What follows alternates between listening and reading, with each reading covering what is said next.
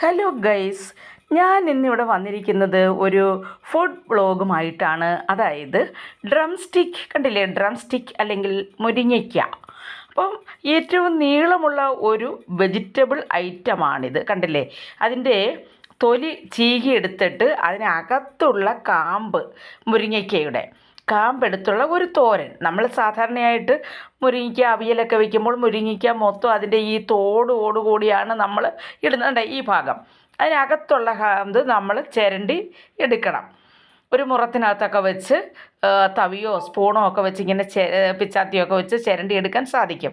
അപ്പോൾ അത് ചിരണ്ടി എടുത്തതിന് ശേഷം ഇതിനകത്ത് ചേർക്കേണ്ട ഇൻഗ്രീഡിയൻറ്റ്, മെയിനായിട്ടുള്ള ഒരു ഇൻഗ്രീഡിയൻ്റാണ് കൊച്ചുള്ളി, ചുവന്നുള്ളി ചേർക്കണം. പിന്നെ വെളുത്തുള്ളി, ജീരകം ഇതെല്ലാം ചേർത്ത് കണ്ടോ, ഇതാണ് തോരൻ വെച്ചപ്പോൾ ഈ രൂപത്തിൽ വരും. അപ്പോൾ നല്ല തേങ്ങയൊക്കെ ചേർത്ത് തോരൻ വെച്ചിട്ട് തേങ്ങ, കറിവേപ്പില, വേണമെങ്കിൽ അല്പം ഒന്ന് കടുക് താളിച്ചിടാൻ അപാര ടേസ്റ്റാണ് ഇതിന്.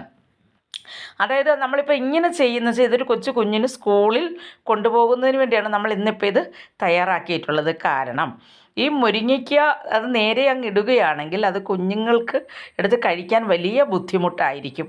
അത് ഒഴിവാക്കുന്നതിന് വേണ്ടി കൊച്ചു കുട്ടികൾക്കൊക്കെ സ്കൂളിൽ കൊണ്ടുപോകുമ്പോൾ ഇങ്ങനെ പാചകം ചെയ്ത് കൊടുക്കുന്നത് വളരെ നല്ലതായിരിക്കും.